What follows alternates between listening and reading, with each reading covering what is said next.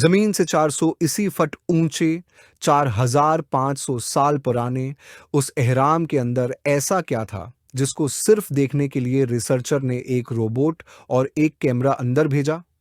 एक जगह आकर रोबोटिक कैमरा रख गया क्योंकि अब उसके सामने पत्थर का एक सलीब था। मुहक्किकीन का मानना था कि उस सलीब के पीछे जरूर कोई ऐसा राज छिपा है जो पिछले 4500 साल से दफन है। यह राज हर कीमत पर जानना जरूरी था। उसलिए उन्होंने रोबोट के आगे एक ड्रिल मशीन लगाई जिसने उस पत्थर के सलीब में बड़ा सुराख कर दिया। अब इस सुराख के अंदर एक कैमरा भेजा गया जिसने सलीब के उस पार एक ऐसा मंजर देखा जो पिछले 4500 साल से किसी ने नहीं देखा था। मिस्र यानी इजिप्ट में 138 ऊंचे एहराम मौजूद हैं जिन्होंने पिछले हजारों सालों में दर्जनों जल्जलों और कई खतरनाक तूफानों का सामना किया, लेकिन मजाल है कि उनमें से कोई एक भी अपनी जगह से हिला हो। उनमें से सबसे ऊंचा और बड़ा एहराम the great pyramid of Giza के नाम से जाना जाता है और उसकी बुनियाद का रकबा 30 एकड़ है। यानी उस एहराम के अंदर हैरत अंगीज तौर पर एक या दो नहीं बल्कि पूरे नो फुटबॉल मैदान समा सकते हैं। अंदाजे के मुताबिक उस एहराम की तामीर में 2 लाख से ज्यादा बड़े बड़े पत्थरों का इस्तेमाल किया गया, जिनमें से कई पत्थरों का वजन 50 टन भी था। मगर अगर उसका कल वजन का अंदाजा लगाया जाए तो उस एहराम का वजन 60 लाख टन बनता है, जो 12 बुर्ज खलीफा के वजन के बराबर है। लेकिन इतने ऊंचे और शानदार एहराम बनाने का आखिर मकसद किया था? हजारों साल पहले जब इंसान के पास कोई जदीद औजार मौजूद नहीं थे, तब इन एहराम की दीवारों को कैसे उंच बा उंच लेवल किया गया। 50 टन वजनी पत्थरों को मुरब्बा शक्ल में काट कर बगैर किसी चुपकाने वाले मादे को 400 इसी फट की बुलंदी तक कैसे पहुंचाया गया, और उनकी तामीर में ऐसे कौन से इंजीनियर्स का हाथ था जिन्होंने उन एहराम को जलजला प्रूफ बनाने के साथ साथ उनकी तमाम साइड्स को बिल्कुल 51.5 डिग्री के एंगल पर सेट किया। ये सब आप आज की उस वीडियो में जान सकेंगे, तो आइए शुरू करते हैं। Chilling number 1। कई सदियों से मुख्तलिफ तहकीकाती टीमें उस एहराम की तामीराती तकनीक को जानने के लिए सर जोड़कर बैठी थीं कि आखिर उस एहराम की हर साइड को बगैर किसी कंपास के बिल्कुल शमाल, जनाब, मशरिक और मगरिब की समत में कैसे सेट किया गया होगा। कई माहिरीन का मानना है कि उस वक्त के मामारों ने सबसे पहले ऐसी जमीन तलाश की होगी जो लाखों टन वजनी पत्थरों का बोझ बर्दाश्त कर सके। उसके बाद पोलर स्टार्स यानी वो सितारे जिनकी मदद से जमीन के कुतबीन का पता लगाया जाता है, उनकी मदद से एहराम की हर साइड को निशान जद किया गया। न कोई कंपास था और न ही कोई ऑप्टिकल आला। सिर्फ उसी बुनियादी तकनीक से हजारों साल पहले उस एहराम में समतों को तय किया गया, और वो भी इंतहाई दरस्तगी के साथ। चैलेंज नंबर 2 अगला चैलेंज था जमीन को हमवार करने का। जिस 13 एकड़ जमीन पर उस एहराम को तामीर किया जाना था, अगर उसका लीवल थोड़ा सा भी गलत होता तो 23 लाख पत्थरों पर मुश्तमिल ये दीव हेकल एहराम खड़ा होना नामुमकिन होता। अब उस जमीन को हमवार करने के लिए उस वक्त के इंजीनियर्स के पास न कोई लेजर लेवलर था और न ही जदीद आलात। माहरीन का मानना है कि तामीराती साइट के चारों तरफ एक दीवार खड़ी की गई होगी जिसमें पानी भरा गया होगा।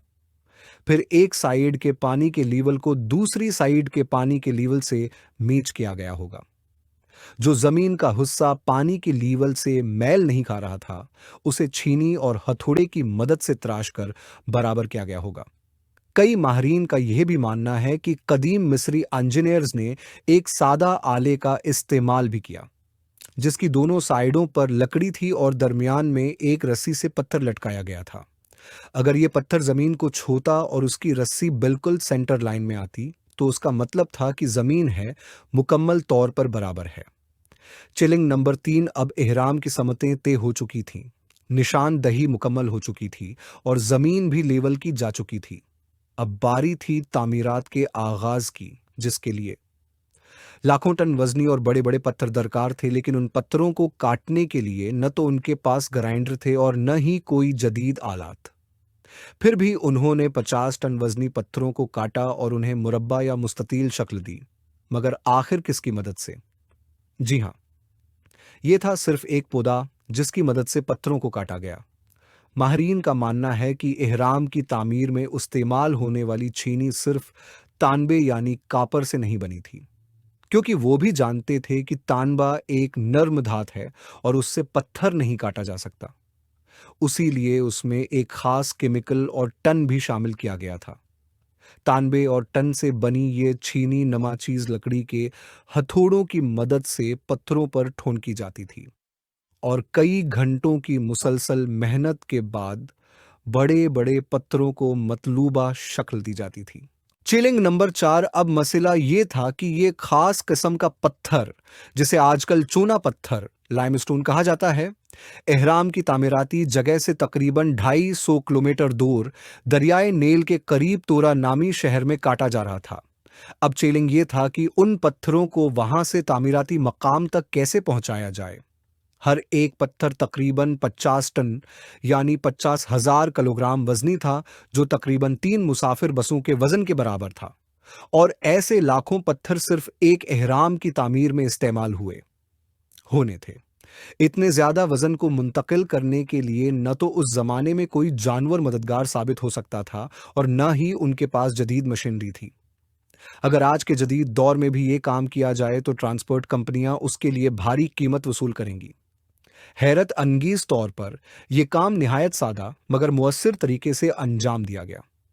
जी हां, तूरा और गीजा के दरमियान मौजूद दरिया का फायदा उठाया गया और बड़ी बड़ी कश्तियां इस्तेमाल करके पत्थरों को इहराम की तामीराती साइट तक पहुंचाया गया। माहिरीन का मानना है कि यह काम है इतना आसान नहीं था। उन जहाजों में इतने बड़े पत्थरों की लोडिंग और उन लोडिंग के लिए कम 500 मजदूरों की एक बड़ी टीम एक साथ लगाई गई होगी। चिलिंग नंबर 5, जो माहिरीन की टीम एहराम की तामीर पर तहकीक कर रही थी, उनको अब कई सवालों के जवाब मिल चुके थे, लेकिन एक सवाल उन्हें मुसलसल परेशान कर रहा था। चौना पत्थर लाइमस्टोन काट भी लिया गया, उसे ट्रांसपोर्ट भी कर लिया गया और तामीर के दौरान पत्थर एक के ऊपर एक लगना भी शुरू हो गए। लेकिन असल मसला यह था कि ये भारी भरकम पत्थर इतनी ऊंचाई तक आखिर पहुंचाए कैसे गए होंगे। कई माहिरीन का मानना है कि इहराम की तामीर से पहले ही उसका मुकम्मल प्लान बनाया गया था। या तो उन पत्थरों को स्पाइरल रिम अप, गोल घूमती हुई राह के जरिए ऊपर ले जाया गया होगा, या फिर जगजेग, टीढ़े मीढ़े रास्ते बनाए गए होंगे। लेकिन यह बात तय है कि 50,000 किलोग्राम वजनी पत्थर मजदूरों की एक बड़ी टीम की मदद से ही ऊपर खींचकर पहुंचाए गए होंगे। Challenge number 6। बात सिर्फ लाखों मजदूरों, छीनी और हथौड़े से चौना पत्थर काटने और इन भारी पत्थरों को ट्रांसपोर्ट करने की नहीं थी। सिर्फ यही नहीं, बल्कि उस इहराम के अंदर मुख्तलिफ कमरों, कंपार्टमेंट्स, इनमें दाखिले के रास्ते और कई छोटी छोटी सुरंगें भी बनाई गई थीं। बाकी सब चीजें तो समझ आती हैं, लेकिन एक चीज माहिरीन को हैरान कर गई और वो ये थी कि अंदरूनी कमरों में जो पत्थर इस्तेमाल हुआ था, वो चौना पत्थर लाइमस्टोन नहीं बल्कि ग्रेनाइट था। जी हाँ, ग्रेनाइट एक ऐसा पत्थर है जो हीरे, डायमंडोन के बाद दुनिया का सबसे सख्त तरीन पत्थर माना जाता है। आज के जदीद दौर में भी ग्रेनाइट को काटने के लिए सिर्फ बड़े बड़े ग्राइंडर्स ही इस्तेमाल किए जा सकते हैं।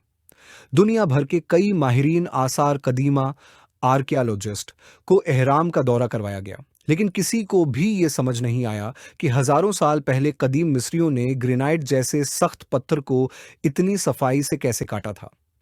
आखिरकार कई सालों बाद माहिरीन ने उस राज को भी हल कर लिया। तहकीकात के मुताबिक कदीम मिस्रियों ने ग्रेनाइट को एक ऐसे आरे सो ब्लेड से काटा था जिसके दांत ही नहीं थे। जी हां, बगैर दांतों वाले उस आरे को दोनों तरफ से भारी वजन के जरिए ग्रेनाइट पर चलाया जाता था और उसके दरमियान बजरी, रेत और पत्थर के बारीक ज़रात डाली जाती थी। माहिरीन का मानना है कि उस तरीके से एक बड़े पत्थर को मुकम्मल तौर पर काटने में तकरीबन 4 महीने लग जाते थे। लेकिन सवाल यह पैदा होता है कि आखिर एहराम बनाने का मकसद क्या था और उन एहरामों की तामीर में बेक वक्त कितने मजदूर काम कर रहे थे। जब रोबोटिक कैमरा ने एहराम के अंदर पत्थर के सल्लाब में झांका तो उसने ऐसा मंजर देखा जो पिछले हजारों सालों से किसी ने भी नहीं देखा था। ये सब और इससे भी ज्यादा आप जान सकेंगे उस वीडियो के पार्ट 2 में। आप लोगों के मोहब्बत भरे कमेंट्स और लाइक्स का बेहद शुक्रिया। मिलते हैं वीडियो के अगले शानदार हिस्से में।